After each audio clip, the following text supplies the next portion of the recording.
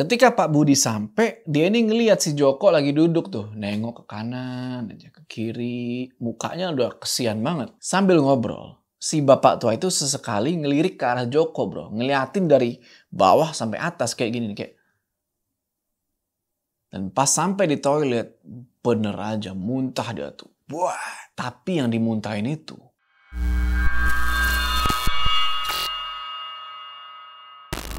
Ya, assalamualaikum teman-teman, baik lagi sama gue Joe. Apa kabar kalian semua? Semoga kalian semua menonton video ini diberikan kesehatan, dilancarkan rezeki, dan selalu dimudahkan urusan-urusan, dan selalu dilindungi dari segala mara bahaya di dunia ini.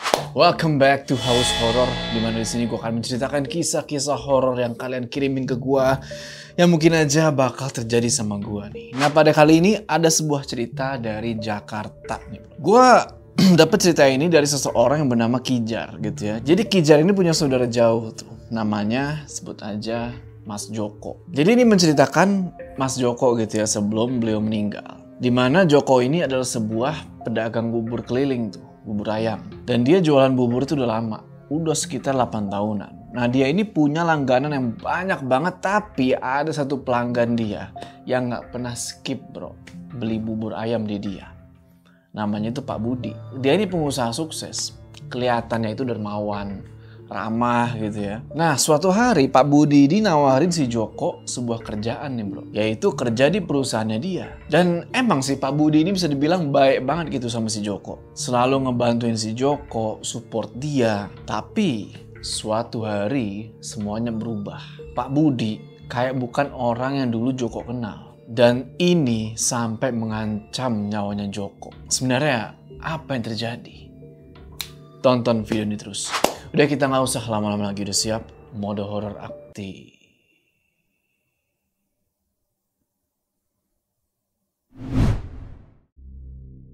Jadi gini, waktu itu sekitar tahun 2007. Joko pindah nih dari Cianjur ke Jakarta buat jualan bubur. Dia tinggalin tuh istrinya yang waktu itu lagi hamil di kampung. Buat ya nyari nafkah di kota gitu kan. Setiap hari tuh dari pagi sampai siang si Joko ini ngider bro, alias keliling tuh ngejualin bubur.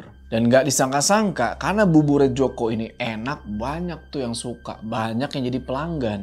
Singkat cerita, usaha buburnya Joko ini terus saja akan berjalan sampai 8 tahun kemudian tuh di tahun 2015. Si Joko ini lagi ngider-ngider tuh muterin pasar yang ada di Jakarta, sebut aja Pasar Nanas lah ya. Nah hampir semua pedagang di Pasar Nanas dan beberapa pengunjung pasar itu udah akrab lah sama si Joko ini. Karena Joko ini orangnya supel gitu ya. Dan setiap pagi ini buburnya Joko pasti dikerumunin tuh bro sama orang-orang. Baru juga si Joko sampai pasar nih. Udah dikerumunin orang tuh yang pada mau beli buburnya dia.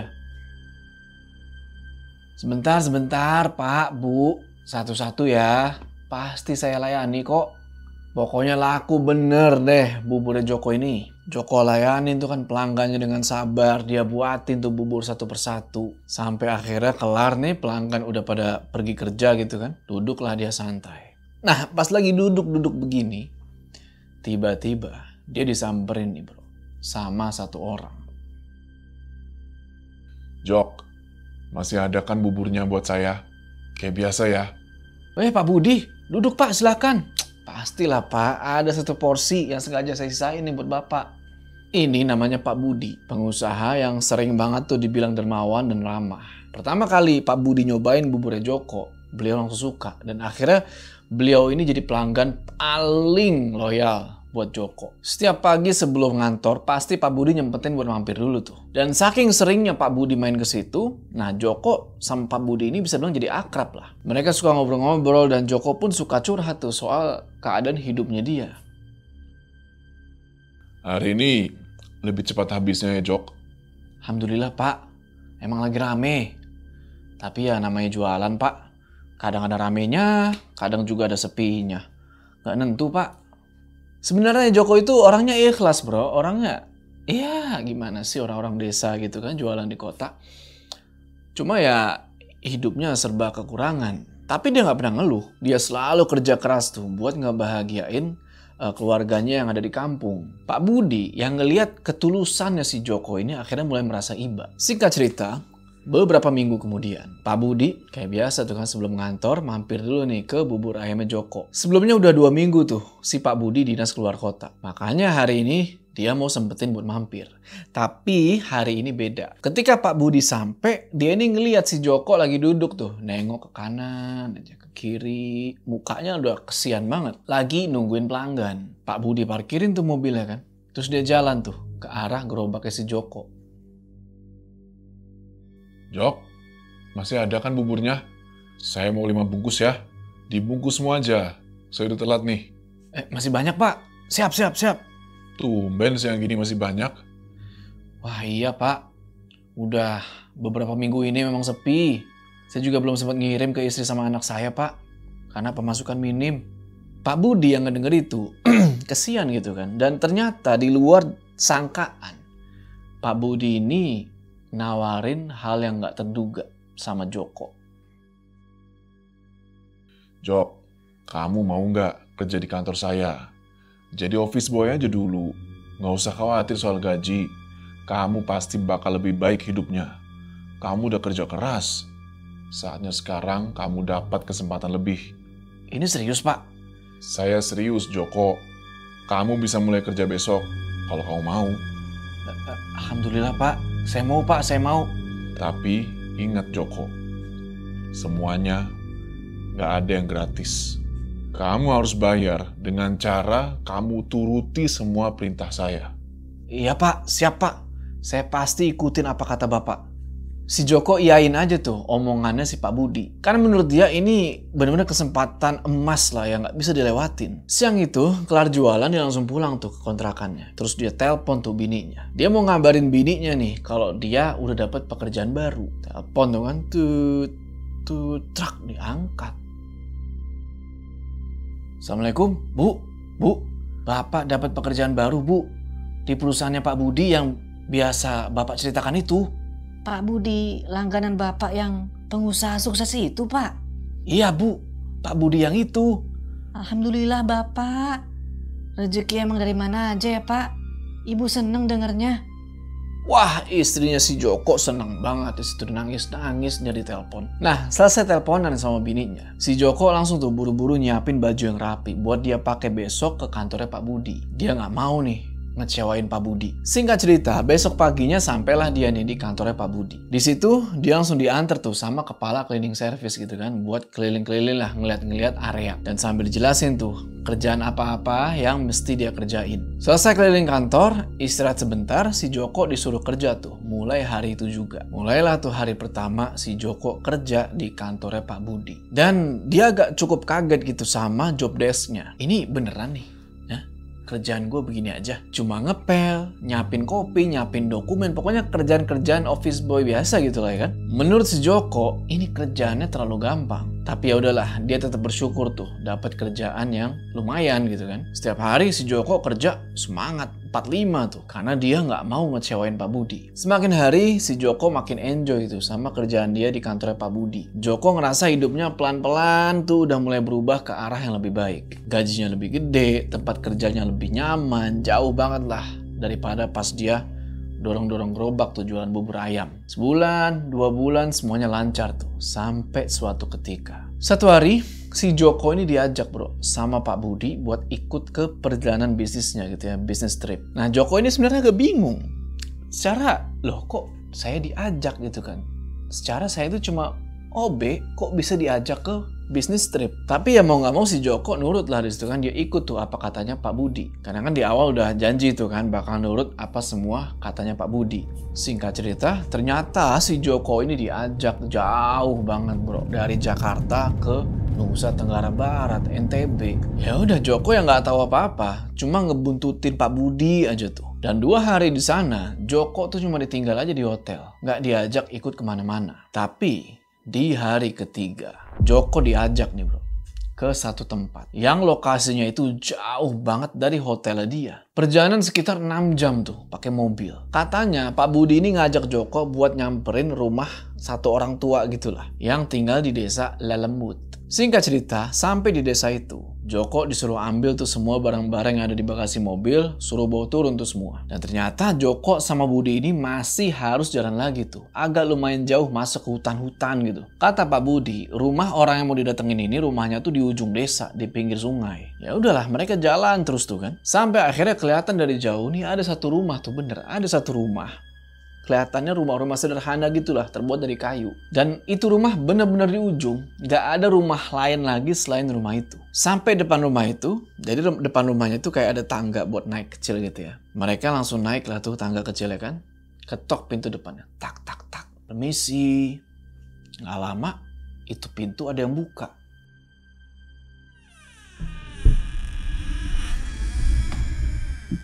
Dan keluarlah nih satu sosok laki-laki tua, bro. Pakaiannya masih khas pakaian pedalaman gitu. Pakaian-pakaian adat gitulah. Dia pakai ikat kepala, pakai kalung-kalung banyak tuh. Dan ngelihat orang ini, Pak Budi langsung nunduk begini. Kayak yang gak berani natap mata gitu loh. Kayak yang segen. Dan Joko pun langsung ikut nunduk juga. Joko di situ awalnya gak mikir yang aneh-aneh. Dia pikir mungkin ini relasi bisnisnya Pak Budi. Karena kan Pak Budi ini pengusaha gitu ya, punya kenalan di mana-mana. Tapi pas ngelihat Pak Budi kayak yang hormat banget sama orang ini, Joko mulai punya feeling gak enak. Perasaan dia udah gak bener di situ. Habis itu si Joko sama Pak Budi diajak masuk lah nih ke dalam rumah. Dan di dalam rumah itu sederhana aja gitu. Ada tempat duduk dari kayu gitu ya. Pokoknya sederhana aja. Nah, Pak Budi sama Joko duduk lah di situ. Pak Budi sama si bapak-bapak tua itu ngobrol panjang banget, dan ngobrolnya itu pakai bahasa daerah yang Joko nggak ngerti. Si Joko cuma diem aja tuh kan, merhatiin mereka berdua ngobrol. Nah, yang aneh gini, sambil ngobrol, si bapak tua itu sesekali ngelirik ke arah Joko, bro. Ngeliatin dari bawah sampai atas kayak gini nih, kayak. Di situ si Joko cuma nunduk aja tuh sambil istighfar. Astagfirullah, ini nggak bener nih. Setelah ngobrol sekitar 30 menitan, Pak Budi diajak masuk lah nih ke satu ruangan. Tapi di sini si Joko nggak boleh ikut, disuruh tunggu di luar. Nggak tahu nih apa yang dilakuin si bapak tua itu sama si Pak Budi di dalam ruangan itu. Dan itu ternyata lama banget, Pak. Sekitar 3 jam. Baru mereka keluar dari situ. Posisi waktu itu udah malam, udah gelap tengah hutan gitu kan. Pak Budi pamit nih buat pulang. Joko pun ikutan pamit juga tuh. Dan pas keluar dari rumah bapak tua itu, Pak Budi jadi aneh, bro. Dia jadi pendiam gitu. Cuma diem aja, nggak ngomong apa-apa tuh. Pokoknya sepanjang perjalanan dari rumah si bapak tua itu ke tempat mobil parkir, Pak Budi tuh cuma diem aja. Si Joko di situ cuma bisa ngerti aja, mungkin Pak Budi capek kali ya. Dia mau mulai ngomong gitu ya, mulai pembicaraan, tapi dia takut nih, takut salah ngomong. Sampai tiba-tiba, pas mereka berdua udah sampai lagi di parkiran mobil, barulah di sini Pak Budi ngomong. Jok, yang kita temui tadi itu bukan orang biasa. Jangan banyak tanya soal dia ya. Dan jangan ngomong apa-apa ke orang lain. Nggak dengar itu si Joko cuma bisa ngangguk-ngangguk aja tuh. Udah, cabutlah mereka dari desa Lelembut itu kan. Balik nih ke hotel. Setelah sampai, si Joko langsung lah tuh mandi, bersih-bersih, istirahat. Besok harinya mereka terbang tuh balik ke Jakarta. Sesampainya di Jakarta, si Joko ini izin ya buat pulang kampung dulu ke Cianjur. Pengen ketemu sama istri dan anaknya. Pak Budi ngizinin tuh si Joko buat pulang kampung. Dikasih libur tuh 2 hari. Pulanglah si Joko ini kan. Dan singkat cerita, sampai di kampung di Cianjur, disambutlah langsung sama istrinya. Temu kangen tuh dia sama istrinya kan, sama anaknya. Di situ istrinya yang namanya udah lama gak ketemu, langsung ngelayanin dia lah. Langsung dipijitin tuh, dimasakin masakan yang enak. Tapi di situ istrinya Joko ini ngelihat ada yang aneh dari si Joko. Dia mulai punya perasaan gak enak. Pak, semuanya aman kan di kerjaan? Aman, Bu. Tapi di situ Joko ceritain semuanya tuh. Soal perjalanan dia sama Pak Budi ke NTB. Joko benar-benar ceritain detail tuh ke istrinya. Karena dia takut setelah ini dia bakal kenapa-napa. Padahal si Pak Budi kan ngelarang kan buat si Joko cerita. Nah, sontak istrinya yang ngedenger cerita itu kaget. Dia suruh si Joko buat, udahlah Pak, berhenti aja. Kayaknya nggak bener ini. Langsung mikir kemana-mana tuh bininya. Takutnya Pak Budi ini sengaja ngajak si Joko ke desa itu buat numbalin si Joko ini. Di situ Joko cuma diem, dia nggak ngerespon apa-apa. Singkat cerita, 2 hari di kampung, baliklah nih si Joko ke kota. Dan mulai tuh ngejalanin hari-hari dia sebagai OB gitu kayak biasa. Dia nggak mau mikir yang aneh-aneh soal Pak Budi itu. Tapi seiring berjalannya waktu, makin lama tuh makin berasa. Joko ngerasa Pak Budi itu kayak ngasih sinyal-sinyal yang aneh. Kadang Pak Budi ini ngomongin soal hidup, soal bisnis. Kadang ngomongin soal hal-hal pribadi yang sebenarnya nggak ada hubungannya sama si Joko. Sampai akhirnya si Joko ini mutusin buat resign dari perusahaannya Pak Budi. Karena si Joko di sini ngerasa hidupnya nggak berkembang, kerja jadi office boy doang. Dulu dia jadi keinget tuh, dulu dia jualan bubur ayam kayaknya lebih worth it gitu loh. Dia bisa ketemu banyak orang, dia punya kontrol atas hidupnya sendiri. Tapi sekarang dia ngerasa kayak emang sih kerjanya lebih nyaman gitu, tapi kok gini-gini aja gitu. Tambah lagi sikapnya Pak Budi tuh yang makin hari makin aneh, bikin Joko ini jadi agak takut. Jadi dia mikir nih, kenapa nggak coba jadi ojek online aja ya? Lebih fleksibel, saya bisa atur waktu sendiri, dan yang pasti bisa dapat duit lebih. Akhirnya hari itu juga, si Joko mutusin buat pergi ke ruangannya Pak Budi dan ngomong. Permisi Pak, saya mau ngomong. Saya sebenarnya ngerasa kayak pekerjaan ini nggak cocok buat saya Pak. Saya mau resign aja Pak. Terus, setelah keluar dari sini, kamu mau kerja apa, Joko? Saya mau jadi ojek online Pak, pakai motor saya. Pak Budi yang ngedenger itu, anehnya dia nggak marah atau apa gitu ya. Dia malah kayak yang seneng gitu. Dia bilang, wah ide bagus tuh Jok, saya dukung banget. Dan yang lebih aneh lagi, Pak Budi kasih motor baru bro buat si Joko. Katanya ini motor baru buat modal kamu ngojek. Si Joko mikir, wah ini bisa jadi modal utama dia nih buat mulai ngojek. Tapi di sisi lain si Joko makin ngerasa aneh. Kok Pak Budi bisa segitu pedulinya sama dia? Padahal ini saudara bukan, apa bukan gitu, nggak ada hubungan sedarah atau apa. Dan yang makin bikin bingung lagi adalah Pak Budi ini tiba-tiba ngasih motor. Suportif sekali gitu kan. Tapi Joko mulai mikir positif lagi. Mungkin karena Pak Budi ini emang bener-bener orang baik gitu kan. Dan dia peduli tuh sama karyawan-karyawannya, jadi akhirnya dia pikir, ya udah deh, saya ambil aja motornya. Siapa tahu ini emang rezeki. Nah, pulang kerja di hari terakhir itu, dia mulai siap-siap tuh. Langsung pelajarin gimana caranya jadi ojek online dan mulai kehidupan dia yang baru nih. Singkat cerita, Joko pindah kontrakan tuh ke daerah Depok supaya dia bisa lebih deket sama rumahnya Pak Budi. Karena ternyata bro,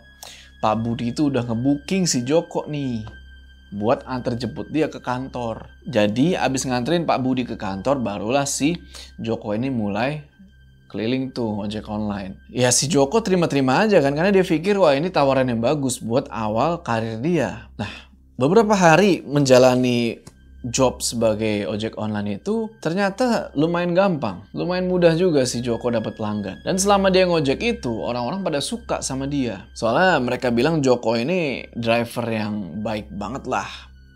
Punya aura positif. Tiap kali dapat penumpang, entah itu ibu-ibu, entah itu bapak-bapak, anak muda, bahkan mbak-mbak kantoran pun semuanya pasti disambut ramah tuh sama si Joko. Terus diajakin ngobrol-ngobrol ringan. Pokoknya apa aja dibahas tuh. Lama-lama penumpangnya Joko ini pada hafal dan si Joko ini dijulukin sebagai driver ojek dengan 1001 cerita. Dan dari situ Joko mulai dapat beberapa pelanggan tetap yang lain tuh yang minta dianterin sama si Joko ini. Nah, 1 bulan kemudian nih bro, pagi-pagi pas Joko jemput Pak Budi di rumahnya. Nah, pas lagi nungguin di depan rumah, gak sengaja Joko nih ngeliat di lantai 2 itu kayak ada orang lain. Kayak ada yang ngintip bro, dari jendela lantai 2. Padahal setahu Joko, di rumah itu Pak Budi tinggal sendirian. Dan pembantu pun ya harian gitu ya. Awalnya Joko mikir, mungkin itu pembantunya kali yang lagi beres-beres pagi itu kan. Cuma kok penampilannya aneh, nggak kayak pembantu bro. Ngapain pembantu berdiri di jendela liatin begini? Si Joko yang penasaran langsung nanya, Pak, itu ada orang di atas ya? Apa keluarga bapak? Ah, nggak ada Jok. Mungkin cuma perasaan kamu aja kali. Saya kan tinggal sendiri Jok. Si Mbak juga belum datang. Ya, akhirnya si Joko percaya aja tuh sama omongannya Pak Budi. Dan dia caps tuh nganterin Pak Budi ke kantornya kayak biasa. Sesampainya di kantor, si Joko ini langsung izin pengen ke toilet. Karena dia ini mual, pengen muntah. Larilah si Joko ini ke toilet. Dan pas sampai di toilet, bener aja muntah dia tuh. Wah, tapi yang dimuntahin itu bukan makanan, darah. Sontak Joko kaget tuh, karena seumur-umur dia hidup, dia ini belum pernah muntah darah. Dan ini tuh banyak banget muntahnya. Wah, dia mulai mikir kemana-mana tuh. Takutnya dia ini kena penyakit apa gitu kan. Akhirnya habis dari kamar mandi, si Joko langsung pulang tuh balik ke kontrakan dia. Gak sanggup dia buat narik hari itu. Secara badannya tiba-tiba jadi lemes tuh. Dan pikirannya kacau balau. Sampai di kontrakan, Joko telepon bininya tuh, ngasih tahu keadaan dia. Istrinya yang ngedenger itu langsung khawatir lah kan. Dan mutusin buat nyamperin si Joko tuh ke Jakarta. Singkat cerita, besok harinya, sampailah istrinya Joko tuh.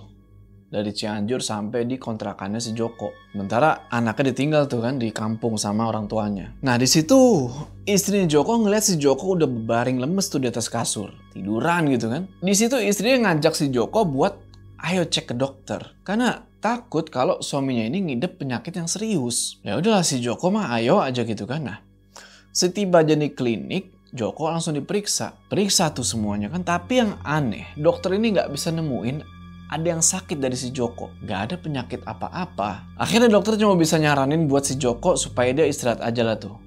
Mungkin kecapean. Dan sebelum pulang Joko sempat dikasih resep obat tuh buat nanti ditebuskan di apotek. Dah, habis itu dia sama bininya pulang tuh ke kontrakan. Sampai di kontrakan langsung dibikinin bubur tuh sama bininya. Habis itu suruh minum obat. Untungnya hari demi hari keadaan Joko makin membaik tuh. Sampai kira-kira udah seminggu off, Joko udah bisa ngojek lagi. Dan pagi itu dia langsung pergi ke rumahnya Pak Budi tuh buat nganter dia kayak biasa gitu kan. Sampai di sana Joko ngelihat Pak Budi tuh baru mau masuk ke mobilnya dan langsung aja dia panggil tuh. Permisi Pak. Joko, kamu kemana aja? Saya baru sembuh Pak. Kemarin terakhir saya anterin Bapak itu saya muntah-muntah darah Pak. Makanya saya nggak ngojek beberapa hari ke belakang. Oh gitu, Jok. Sekarang gimana keadaan kamu? Alhamdulillah agak baikan Pak. Jadi saya bisa ngojek lagi nih. Oh iya Pak, Bapak mau ke kantor sendiri atau diantar sama saya? Sendiri aja, Jok.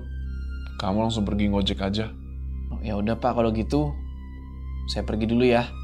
Pergilah si Joko ini kan. Dan di situ Joko ngerasa agak kecewa gitu. Karena Pak Budi lebih milih buat berangkat sendiri dan ngerasa bersalah juga itu. Aduh, kenapa kemarin mesti sakit gitu kan? Ya udah, akhirnya si Joko keliling tuh nyari orderan kayak biasa. Hari itu anyep, Bro. Sepi orderan.